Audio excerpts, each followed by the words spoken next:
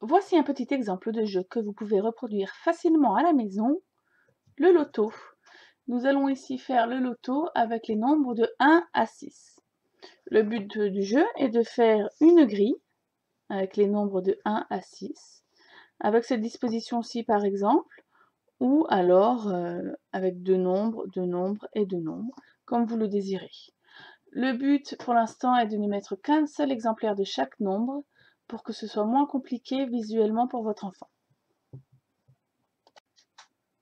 Pour commencer, nous allons faire avec la représentation des nombres en chiffres. C'est combien? 2. C'est combien?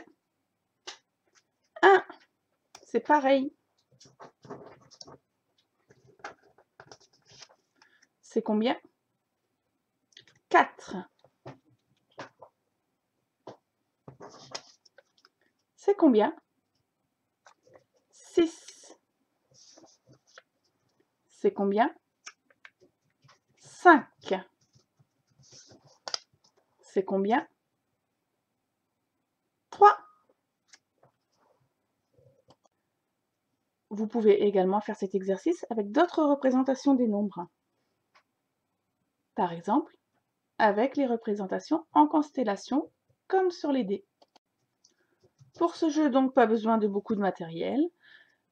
Des feuilles et un crayon suffisent. C'est combien?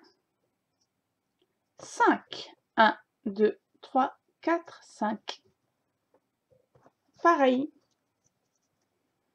C'est combien? 4. 1, 2, 3, 4. C'est pareil. C'est combien? 6. 1, 2, 3, 4, 5, 6.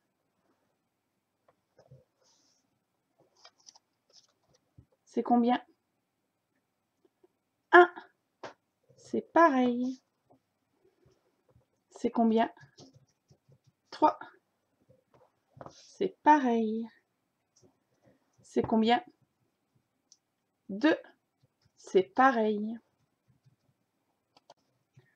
Vous pouvez également changer la disposition des nombres sur votre feuille.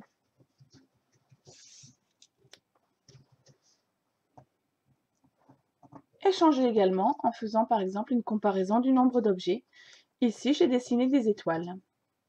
C'est combien? 2. Alors c'est vrai qu'on voit difficilement que ce sont les étoiles, mais c'est du travail artisanal. Il faut juste ne pas avoir peur de se mettre du feutre plein les doigts. C'est combien? 3. Faites également attention de ne pas représenter les étoiles dans le même ordre que pour les dés. Je m'explique. Si vous prenez le 3, sur la représentation en constellation, le 3 est disposé de cette manière-là, exactement comme sur un dé pour jouer. Ici, j'ai dessiné des étoiles.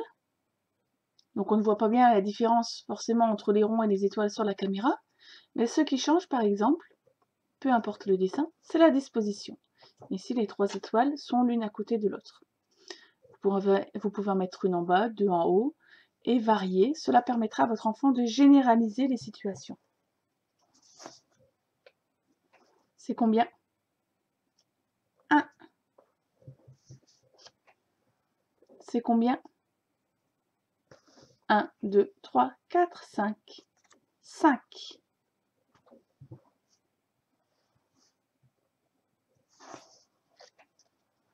C'est combien? 1, 2, 3, 4, 5, 6. 6. C'est combien? 4. 1, 2, 3, 4. Enfin, vous pouvez vous amuser à mélanger les différentes représentations des nombres. C'est combien? 5. Sur mon exemple, on voit que les papiers que je mets sur la grille de loto ne sont pas exactement de la même taille. Chez certains de vos enfants, cela posera peut-être des difficultés. Dans ce cas-là, il faudra faire attention à faire exactement des cartes de la même taille que les cases. C'est combien? 3.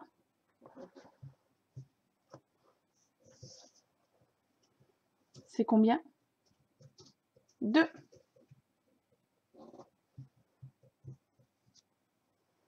C'est combien?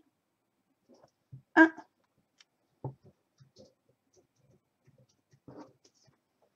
C'est combien? 4. 1, 2, 3, 4.